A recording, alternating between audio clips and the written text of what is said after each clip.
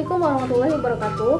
Bertemu lagi dengan saya di video tutorial pembuatan web SPP sekolah menggunakan framework CI4. Akhirnya kita sampai pada tahap 39 sampai 40 part 4, yaitu part terakhir dalam pembuatan form login. Di sini saya akan membuat template atau memasang template bagi form login itu sendiri.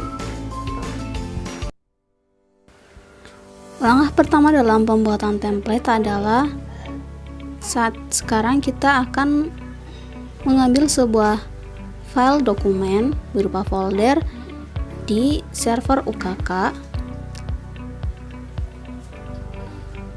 Kemudian di sini ada sebuah folder dengan nama out, kita copy dan paste di view di dalam project kita.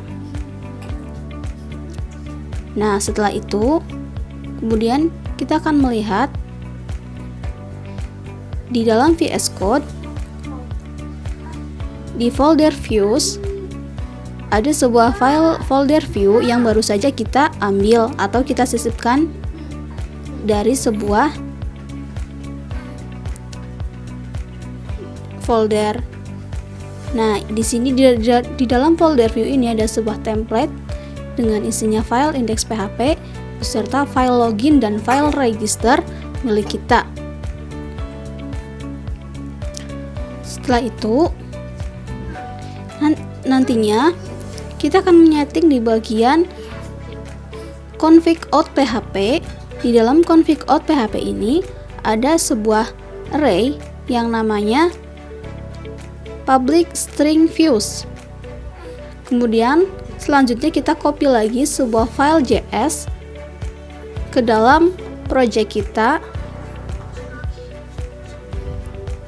di bagian public. Nah, setelah itu kita juga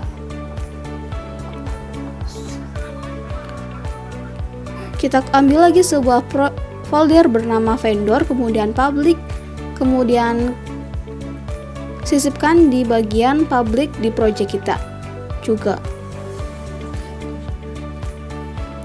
Sekarang adalah proses memindahkan file atau folder dari view meetout kita ke public.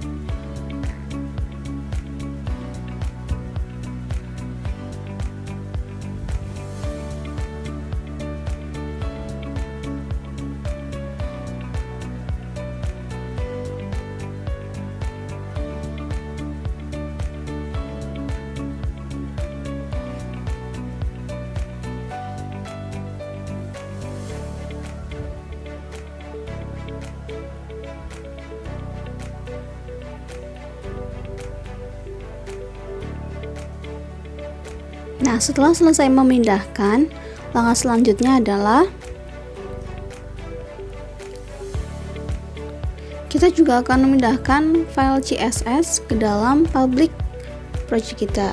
Seperti itu. Setelah kita memindahkan beberapa folder ke dalam project milik kita, kemudian di sini di public string array ini kita nonaktifkan yang bawaan dari pabrik, kemudian kita akan menyisipkan lokasi login dan register template milik kita,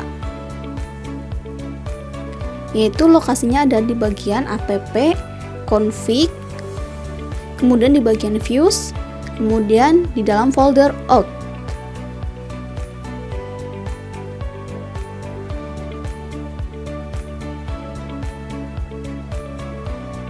kemudian file bernama login. Nah, di bagian register juga sama.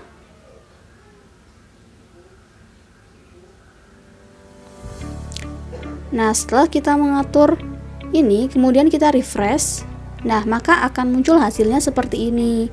Nah, ini adalah template yang sudah saya pasang untuk halaman web SPP sekolah. Kita login menggunakan akun siswa.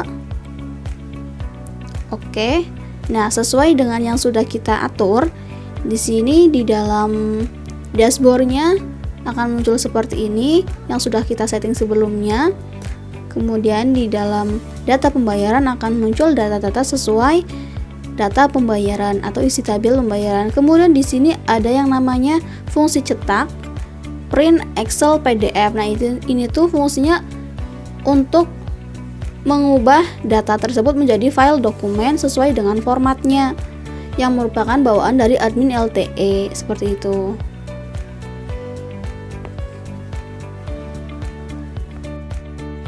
Jadi itu saja yang bisa saya praktikkan dalam tutorial pembuatan web SPP sekolah menggunakan framework CI4. Terima kasih bagi kalian yang sudah menyaksikan tutorial saya dari awal sampai akhir. Mohon maaf apabila ada kesalahan. Wassalamualaikum warahmatullahi wabarakatuh.